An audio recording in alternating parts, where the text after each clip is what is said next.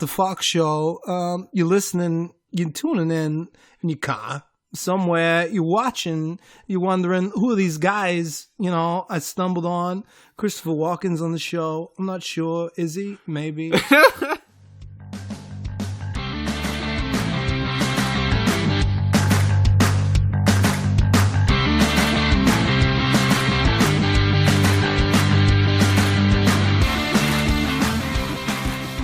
How the fuck are you? My name is Connor Faulkn, and I'm the host of the What the Faulkn Show. I appreciate you taking the time to listen, whether it's through SoundCloud, iTunes, or Stitcher. So bottom line, I'm someone who works in entertainment. I'm very lucky to get to work on and off the camera. I've been in over 40 television shows and films by now, and I thought to myself, I want to go ahead and provide some good talk radio. Some talk radio that doesn't talk about the same things in the same way from the same exact point of view every single time. So I started this show, the What the Faulkn Show, which I said, available on SoundCloud, iTunes, and Stitcher, and what you get witty, informational conversation from industry insiders, whether it's an industry in entertainment, film, television, sports, music, health, fitness, whatever I can do to provide some informational, some witty time in those boring parts of the day, whether you're stuck in traffic, whether you're at school, whether you're just bored at work and you don't want to do any work, whether you're playing some video game. So, guest on the show this week, Joe Barbagallo, producer, actor, really talented guy. He's the co-founder of Planet Nerd Rage Productions. They're called the New Action Movie Factory. Going to talk to him about his background in stunts and action. Going to talk about what it's like to go ahead and change the acts from being an actor to go ahead and being a producer and creative director. Really excited for you to have a listen on the show this week. I think you'll enjoy it. Go ahead and check out Ferris Pizza, the sponsor of the What the Faulkn Show. Ferris Pizza is the best pizza for the best price with the most love in it. Let's go ahead and Faulkn call Joe now.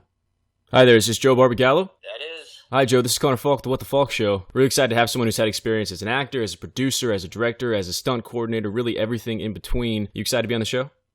I'm very excited, man. I'm excited to hear your Christopher Walken impression. Oh, yes. Well, that actually wasn't mine. That was a friend of mine, I guess, who came on. But JP Ramirez is so good at it. People actually often ask me when they're on the show, is that actually Christopher Walken? Was that you that did it? So, yeah, I gotta give him some props. Are you a Christopher Walken fan, I assume? I totally am, man. And, I've been listening to your show a little bit, and I've been, practicing a little bit, which I'm not going to practice right now, but... It's been in my head all day. Okay, so maybe by the end of the episode, I'll try to get you to do it, just so you know I'm going to try. So Joe Barbagallo, you're a New Yorker, and I can kind of hear it in your voice. So have you lived in New York your entire life? I've been here for 15 years. I'm originally from Connecticut. Okay, so you're an East Coast guy through and through? I'm an East Coast guy. Is it as hot over there as it is over here? Because it is almost a scorcher over here right now. It's really humid right now. And I've heard humid. Would you say humid is probably worse than a dry heat in your experience? Yes, it's worse than dry heat. Absolutely. It's like suffocating. Suffocating. Okay, now talking about you, we've had some of your background, very big in action movies and films and stunts in general. We'll talk about Ghost Story Heroes, talk about Red Rash and Planet Nerd Rage Productions, but you started out as an actor, as you said, being in Connecticut on the East Coast. So how did you kind of get the motivation? What got you in front of the camera? Well, it started I was originally a jock, so I've always wanted to be an actor, but people would be like, "Really? You want to act?" Yeah. So I literally, during college, I started taking the train to New York and not telling anybody. And I did that for 2 years. I was taking acting classes in New York. And I started booking some roles and never told anybody. It took about 2 years. Maybe I told one person 6 months into it. So that's how I really started. So it's pretty interesting because, actually in my own point of view, when I was growing up, I didn't really want to tell people about, the print work or any of the acting because I'm actually from a pretty conservative place. So people would hear acting, you want to be an actor. What's that? Get a real job. So it sounds like you on the other side of the country had the same point of view. So there was kind of, the whole entertainment industry, the acting was kind of looked down upon in your community. Absolutely. I was embarrassed. I was embarrassed to tell anybody that I was an actor. I mean, obviously for 2 years, I hid the fact that I would go to New York possibly 2-3 times a week. And I'm like, yeah, I'm taking classes, tell them what it was for. But, it was funny because, I also thought that once I got on camera or once someone saw me, I'm like, I'm just going to take off. I'm going to be like a star. First thing, I'm like, yeah, as soon as I'm on camera, everybody's going to be like, oh my gosh, he's a star ready to get on camera. But that was not the case, man. I came to New York and it was like a professional acting school. It's like in somebody's apartment, but it was a 30-year veteran. And I got on there and I just choked, man. And then I started, it was like on-camera class too. I started first on camera. And I saw myself on camera. I didn't look good.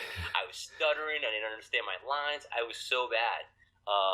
But luckily, I had some help along the way. So that was probably a pretty humbling experience, that is, for any actor, when you actually have to watch yourself on camera and really be, 100% critical of who you are and what you're doing correctly and incorrectly. So did you get, a little disheveled? Did you think about leaving the business? No, absolutely.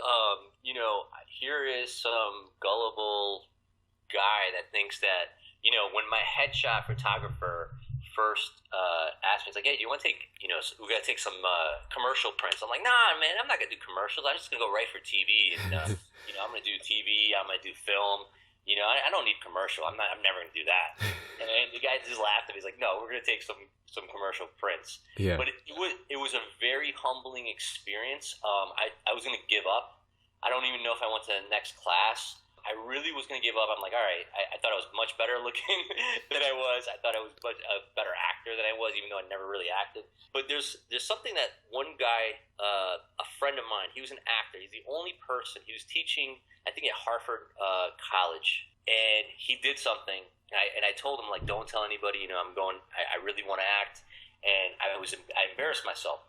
And he did a great exercise with me. And Connor, you'd probably really like this. I did not know what acting was. I thought you just read lines and just look good, or just do some kind of move or whatever to the camera. I don't know. Yeah. But this guy, literally, he went to a YMCA. Him and I got a coffee, and literally we started. He's like, read your lines. He was like, no. And he was just so disappointed in everything I did. Then he said to me, listen, forget the script. I want you to take this. I want you to get this coffee for me. Like, it's your drug. It's everything that you want. And I want you to get it for me. Any way you can. Not physically, but any way you can. And this guy literally had me beg, almost cry. I did everything I can for about 15 to 20 minutes to try to get that coffee. And he made me feel every single emotion, from anger to sadness to embarrassment and humility. Yeah. All in like 15, maybe 20, 30. It felt like forever. But it was like, I don't know, 15 to 30 minutes maybe in between that. Yeah. And I understood what he meant about, you have to feel it. Yeah. It has to come in from inside. Well, sound like a pretty eye-opening experience then, huh? Though embarrassing in a way, it was really kind of what you needed. Absolutely. It really changed the way I thought about it. But not only that, it changed when I went to the class maybe the next week, and I really did kill it. I mean, for, fourth, fifth time ever doing it, I did really well. Yeah. And then I got like some acting chops, as some people would say. So yeah, it was and that's like kind of everything in life, those humbling experiences. Yeah. You either stop and you just like, I don't want to feel that again, or you push through it. And then that's the best thing of it, is when you actually push through that. Yeah, absolutely. I mean, just in my point of view, man, if you would ask a 19-year-old Connor who's paying for college by doing print work and stuff like that, he would have told you that he has nothing to worry about, that he's going to be in every movie or TV show he wants to be.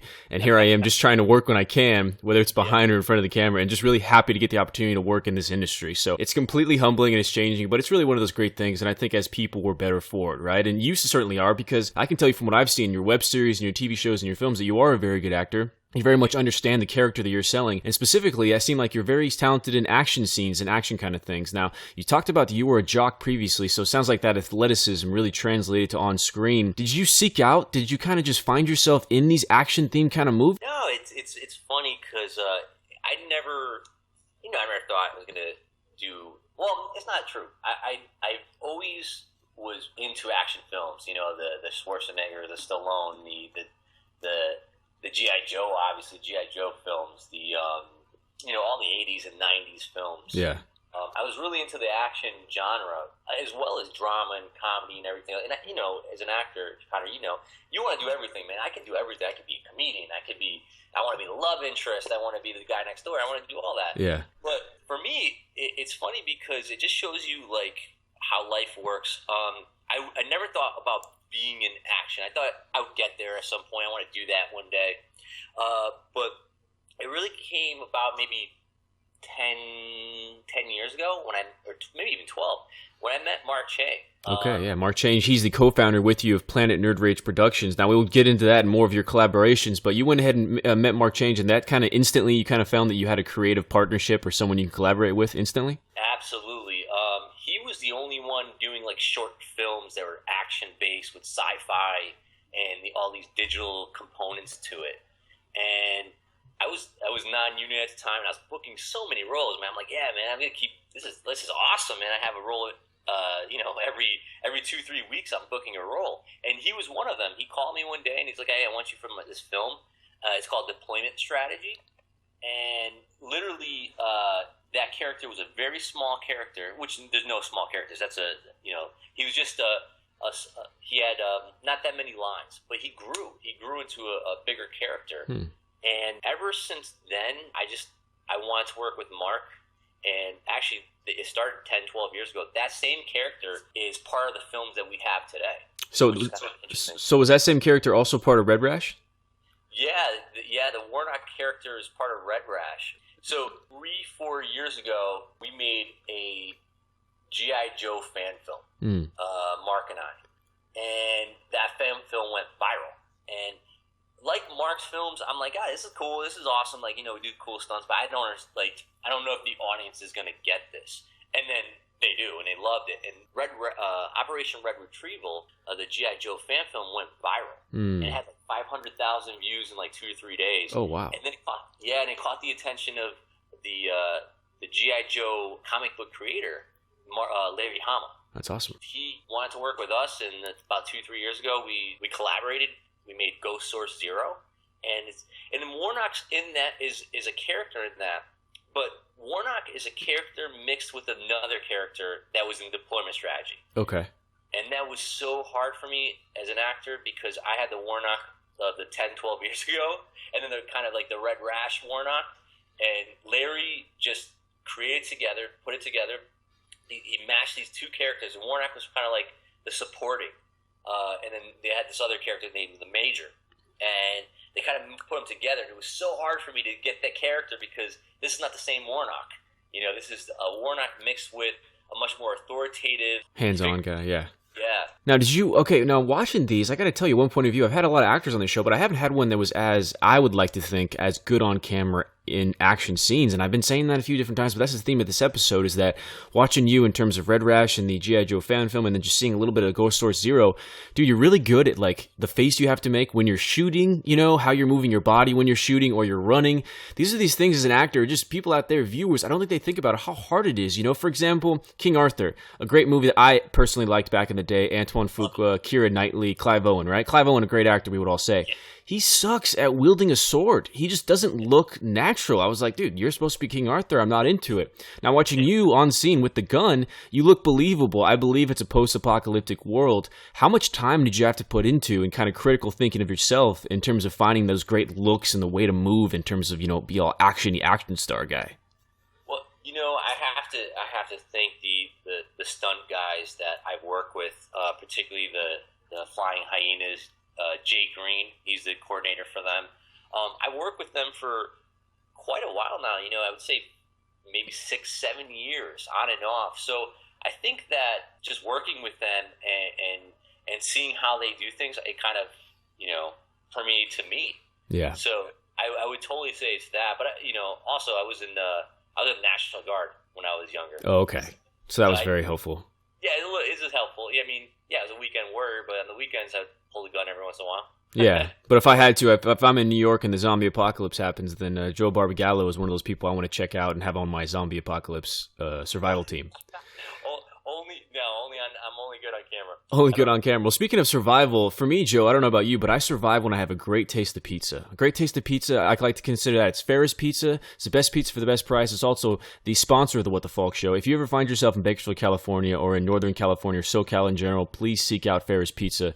As I said, the best pizza for the best price and the sponsor of the show. Now, let's move on to Planet Nerd Rage Productions. You guys called it, and it is titled A New Type of Action Movie Factory with yourself and Mark Chang, a frequent collaborator. What are you guys trying to do with that, and how have the project's been going, and what has it been like from putting on the actor hat to putting on the producer, director, creator hat? Well, we really want to disrupt the film world, specifically the action genre. Streaming video is disrupting the film industry, so we want to disrupt the movie making industry. We want to make these raw, high action, high octane, lower budget film that don't look cheesy. I mean, that's really the bottom line. Yeah. That don't look cheesy. have a realism to it. Crew that we've worked with in the last 2-3 years, they're an amazing crew, amazing team. As far as again, the stunt guys, Mark Chang is just an amazing visual effects artist. Not only is he a great director, but he's also an amazing visual effects artist. Okay. He's amazing at that. Yeah. As far as being in front of the camera and behind, man, that was really hard. It was really hard because we had such a low budget, and me being the executive producer plus the main lead actor, it was really difficult. But I know that film is forever. You're on tape, man. That's gonna be there forever. So I knew that I had to take my time and get into the character. And I would always, make sure everything's taken care of. We had a great AD, Carol Mazzoni, and, we had great people working on it. Again, not the biggest crew that I've had in other previous films, but we had a crew. So I would just stay in my own room and just kind of like lock myself in there and just try to get it. But it kind of works with the character too, man. Like that. The Warnock in Ghost Story Zero is a stressed person, man, that has to balance so many different things. Yeah, who would have thought that living in the robot apocalypse would be so stressful, right? You think it'd be a walk in the park, but apparently it's a pretty Faulkn shitty time. If you if you don't have enough bullets, then you're kind of Faulked. Exactly. Okay, now Planet Nerd Rage Production. What can we expect from you guys next? I know we have Ghost Source Zero. Is there any other projects that are on the docket? There are. I can't really talk about them right now. Okay. But it's going to be a much bigger action film. Copy that. Ghost Source Zero is coming out this fall. Awesome. So definitely look out for that. Right now, I'm also producing, not with Planet Nerd Rage, in association with Planet Nerd Rage, but a horror film. Oh, that's awesome. Yeah, upstate New York. And which is really, really cool. Can we talk about what kind of horror film it is, or is that also under wraps? No, absolutely. Yeah, no, it's a kind of like a psychological thriller. Interesting. It's kind of like, I would say, a Scream meets something like, how can I explain it? 'Cause it's really a little bit different. Pretty much, these guys get drugged, and this drug is an illegal drug that's been used by the military, and it makes you into a killing machine. So you're stuck on an island, and you're killing your best friends. So it's hot, sexy, but then it's scary as shit. Interesting. Okay, and then at the theme overall, you have just human nature, basically. No matter how good of friends you are, and eventually, you give you some drugs, people are going to attack other people and eat them. Bottom line. Exactly. Are you a Game of Thrones fan by any chance? Absolutely. Are you caught up? I am I'm caught up because of Facebook, but yes, I haven't watched Sunday's episode. Okay. Yeah. Well, I won't give too much spoilers, but then we also see that no matter how much Ramsay loves his dogs or that people love their dogs, if you don't feed them for 7 days, they're going to start looking at you like a piece of meat or a piece of steak. So everyone be careful with that. But Joe, Ghost Source Zero, Planet Nerd Rage Productions, where can viewers out there, whether they're in Los Angeles, New York, in America, or just all over the country, if they're in a satellite listening or a different planet, that would be amazing. Maybe even a Planet Nerd Rage, that would be awesome. Where can they find your content? Where can they find Ghost Source Zero? Where can they find Red Rash? Where can they find Joe Barbagallo? Okay, so Red Rash, you can find it on the Machina Network or YouTube, as well as Operation Red Retrieval. Awesome. It's Operation Red Retrieval, G.I. Joe fan film. And Ghost Source Zero is in slate for getting distribution, worldwide distribution. Oh, that's awesome. Yeah. That's awesome. So that's coming out soon. I'm going to be so stoked. And then by that point, you could tell people, hey, well, I had that interview on this semi-popular online radio show called the What the Faulk Show. Wait, what's that? Yeah. What the Faulk? It sounds like a bad word, but it's not. It's not a bad word. It's not. It's like that. I remember that Faulkn show. Exactly, man. Well, hey, let me touch on that. Machina, you worked with them. What was it like working with such a worldwide just media giant? How was that? It was really cool, man. Because I don't know if they were the executive producers or someone called us, and they were like really cool dudes, and they're like, at the time, they were really young too. They were like, yeah, we want to do this. It's gonna be awesome. Our fans are gonna love it. Everything else. I'm like, yeah, cool. I'm like, I can't wait to work on this stuff. And it was, it was funny because Red Rash was awesome, right? It was great. We made it into a reality, kind of a pseudo reality, fake reality based thing where there's a camera crew that's coming with the characters and this unit that's underfunded, government Homeland Security, and it goes with them through the whole ordeal of finding this red rash that these androids have. It's kind of like, you know, I was thinking like Starship Troopers meets basically like 28 Weeks Later kind of thing. Like you're in the middle of the post-apocalyptic, then you have the camera crew coming in. Absolutely. Yeah, exactly. Yeah. I was going to say, though, the red rash is kind of something like, but I didn't want to, like, swear on the Faulkn show.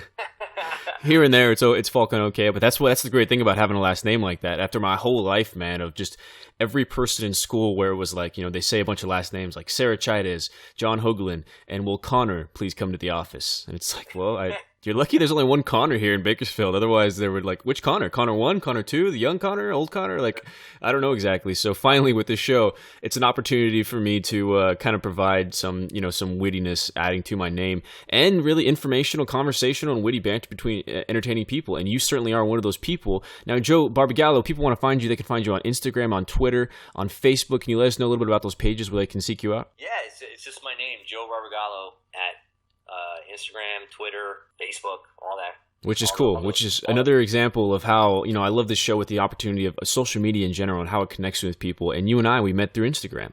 You know, you had liked some pictures or we started following each other and whatnot. And I was like, hey, man, you look like you had a really entertaining, interesting life and career. And I think it'll provide for some good conversation. And that's where we are. So, you know, it's just so cool where technology is. And I think you'd have to agree with that as well, because looking at what Planet Nerd Rage Productions, you talk about your budget not being as high as maybe a studio picture, but you guys are making studio picture quality content with the tech and the talented people you have around. Would you agree that's where you're at? Yeah, definitely. And you know, I'm learning more, and the people around me are learning more, and you know, we're getting more and more people that are on the same kind of wavelength as we are. So yeah. And also, I would like to say, you know, definitely social media is an incredible tool. It reaches people all over the world that share your interests, your struggles, triumphs, everything. And so I think it is exactly it. You know? And it's funny because you and I, at least starting, we're very, very similar. I was also a jock in a conservative, you know, Texas-like town. Always wanted to act and be in films or, you know, television. Just loved movies in general. I was that kid who, you know, there was a point where my friends and I had watched every film in the theater when it was back home. And I also felt the same way. I didn't really want to tell people that I wanted to do it. But luckily, I got rid of that. And now both here we are. New York, Los Angeles, you're making some great projects. And I'm blessed to have you on the show. So, but Joe Barbagallo, we're at that point of the show, near the end. It's the rapid fire question of the show. I didn't put this on your outline that I sent previously. These are 4 or 5 questions that I'm just going to drop on. You're going to have to think right off the top of your head and give me your first answer. Are you Faulkn ready? Yes. Okay. First question is, would you rather fight Indiana Jones or Magnum P.I.? And keep in mind, Magnum P.I. was supposed to be Indiana Jones, so it's really the same person. One fight. Magnum P.I. You'd rather fight Magnum? Yeah, no whip, right? So that makes it a lot easier.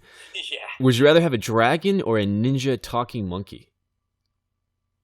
I would rather have a ninja talking monkey. I love it. You're one of a few people who actually picked the ninja talking monkey, which I would as well, because in LA or New York, where are you going to keep a Faulkn dragon? What are you going to feed it? There's just no, I don't see how that works logistically. Okay, next question. This is big on social media recently.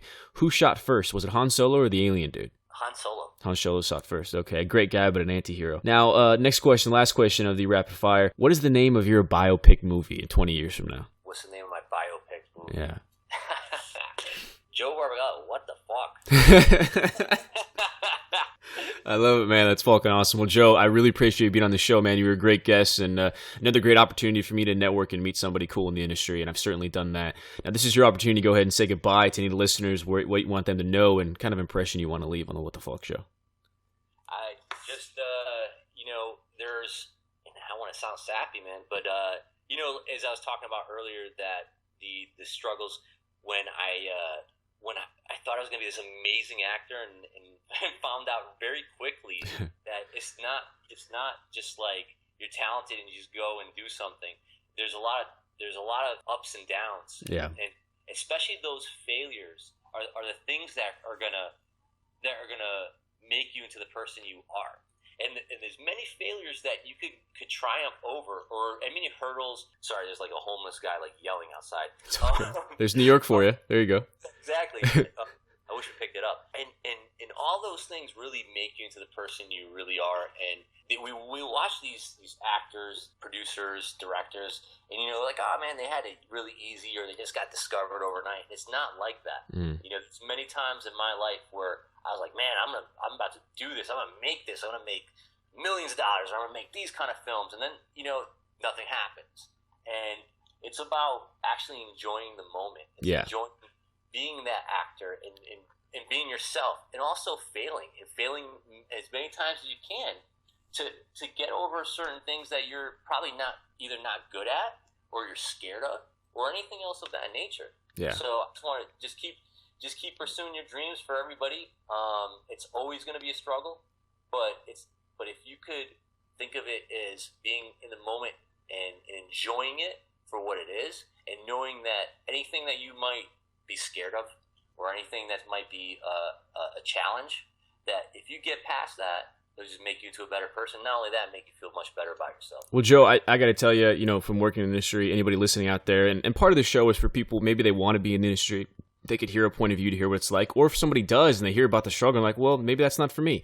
It's useful. It's useful to hear where you're coming from, because you are absolutely right, man. It has to be up and down. You have to truly love what you're doing. It's a phrase that I remember I think I was the first one to say it, but I always like using it sometimes, make it sound kind of fucking cool. Failure isn't the end. It's just practice for the beginning. And I think you're a great example of that. You had some hardness in the beginning, but it only taught you, and it only, molded you into the awesome creator of Planet Nerd Rage Productions, or actor in the upcoming Ghost Story Zero, or just a great action star. So people listening out there, me being a cinephile myself, I'm confident that I'm going to continuing to see you on projects, and all I can fucking hope is someday that maybe you and I are sharing a scene together. That would be really fucking cool.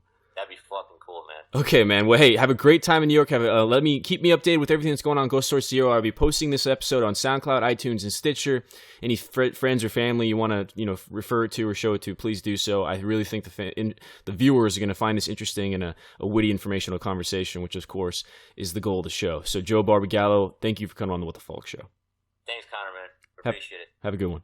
You too. So that was producer, actor, co-founder of Planet Nerd Rage Productions, Joe Barbagallo. Really talented person. Actor, producer, director. He does stunts. He works on the tech for the movies. He does many different things. And what he said at the end of the episode right there, at the end of his interview, was perfect about how it's the ups and downs. You see Robert De Niro and you think, oh, Robert De Niro had an easy life. But you don't know that Robert De Niro was like sleeping on people's floors. You don't know that Dustin Hoffman was sleeping on Gene Hackman's floor before he got his take. This is business. It's a very up and down business. You have to love it. If I didn't love it, I'd already be out of it. I'd already have moved from LA and got a nice, cushy 9-to-5 air-conditioned job. But as I tell people, I don't have that. I can't do it. Now, right now, I don't have any kids. I don't have any responsibilities of that nature, but I could tell you that this is the only thing I've ever wanted to do. It's the only thing I could ever see myself doing, and that's why having the What the Faulkn Show, having a point of view and an interest for you to see what it's like to work in entertainment, or what it's like to work in many different things, whether it was locally laid, whether it was stand-up comedy, whether it was people who deal with food and health and fitness. We're just trying to provide some conversation, some things that you might not have heard, because whether you listen to talk radio now or ESPN or something like that, they're talking about the same things every time in the same ways. We just got to hear about Joe Barbagallo and what's it like being an actor and producer in New York, and hopefully that provided some time filler. Whether you're bored at work, whether you're at school, whether you're stuck in traffic, whether you don't want to talk to your boyfriend or girlfriend, I'm Connor Faulkn. This is the What the Faulkn Show, and I appreciate you taking the Faulkn time to listen. Check out Ferris Pizza, sponsor of the What the Faulkn Show. Ferris Pizza, the best pizza for the best Faulkn price with the most Faulkn love in it. How many times can I use Faulkn in one phrase? There we go. Check them out on ferrispizza.com. You can find me at My WTF Show, basically on any social media platform or site. My WTF Show on Facebook, My WTF Show on Twitter, My WTF Show on SoundCloud, iTunes, My WTF Show on Instagram. My name's Connor Faulkn. Have a great Faulkn day, a great Faulkn evening, and I'll Faulkn talk to you soon.